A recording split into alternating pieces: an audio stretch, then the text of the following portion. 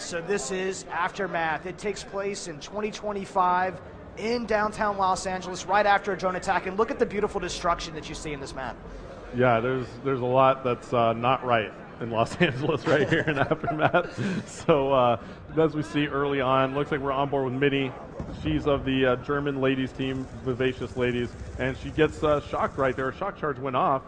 Let's see what goes down right here, this B flag. Let's take a look at this mini-map. Oh boy, look at this is chaos in the center here. Yeah, so tell me a little bit about this B flag positioning here on Aftermath. Well, where else would you put the B flag but in the dead center of the map in the most crazy place you can, right? Yeah, right. Yeah, and we see a care package now coming in for the Europeans. That's going to get dropped off. Why don't we take a look and see who's going to grab that? We're on board with Minnie, and she looks like she's making a move for it. Yes, she is, but her teammate comes in and swoops it up. So let's see here. Oh, there it is. There's the War Machine. I was hoping this would come out. This is really one of those fun weapon-based score streaks that we have in Call of Duty Black Ops 2. Yeah, this thing is absolutely devastating. The War Machine is a pretty much just a ridiculous launcher. It's so powerful as we see Kitty Cat getting taken out, but she spawns back in and she has it again. She picked up a flurry of kills right there, and she was clearing out that B flag. And let's take a look here.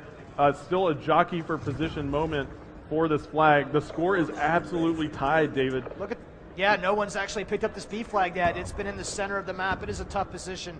You'd like to see some smoke. You'd like to see some guys pushed up a little harder to keep these guys from taking this flag. And there you have it. There goes that War Machine. Kitty Cat used up all the rounds in it, so it's gone. And she just wasn't able to keep the North Americans off the B flag as they take it now. So the North Americans in the lead. They are your FBI faction, as you see, designated by the flag on the left side, upper left side of your screen in the score panel. And the Mercs faction is the Europeans. They are there on this B flag now. Look at that capture progress bar. She might grab this flag. Yep, absolutely. Great teamwork right there by the Europeans to get that flag back. But Merc comes in and smokes a few. Let's take a look at the map. Oh, well, actually, it looks like the Europeans do have some pretty good map control now. We'll jump back on board with the Americans. We'll jump on board with Merc, who's making a move for that flag. He gets taken out, and now Merc spawns back in. And he's packing lightweight, cold-blooded, and extreme conditioning.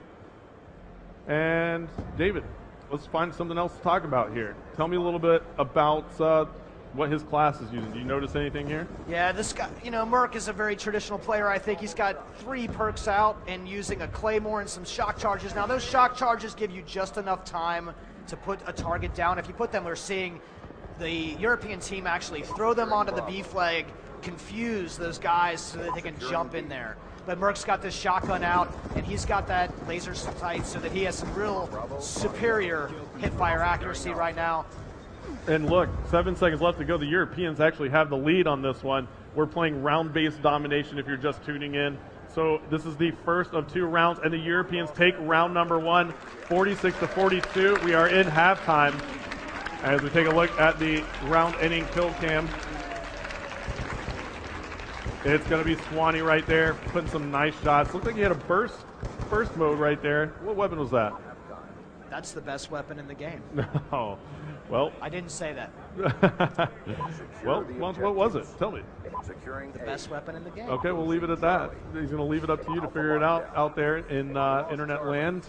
So now we see we're in round number 2 here on this domination aftermath. 3 minutes left in the round. The 3-minute round is what we're playing, and it looks like the North Americans go immediately for that B flag, and they do pick it up. So score carried over, 49-50 now to 48. Score carried over after round 1, and we flip spawns. Yeah, so now that we've got these flip spawns, we're going to see where these teammates set up. They're not facing the same direction. The flank routes are not going to be the same for them, and so they're going to relearn their positions and figure out what to do in this scenario to hold down both that A and B flag.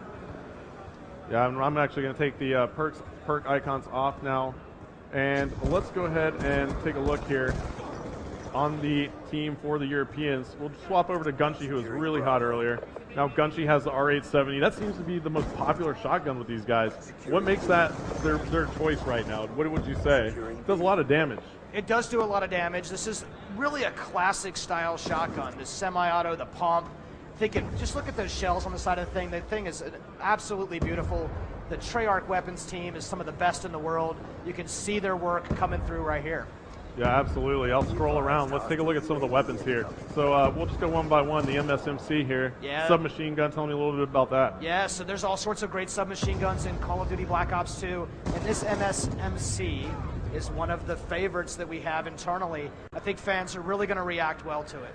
Yeah, and it looks like this is an LMG now coming out for Shane, and he's got a crazy sight on that. What's that attached? He also has the laser sight, and he's just going ahead and hip firing. Look at that, just mowed down Ray and David. That was just like this LMG. He's mobile with it and hip firing. How did that work out right there? He's got an LSAT. He's got it customized up with that laser sight, but also that dual band scope. Now he's got the assault shield coming out right now.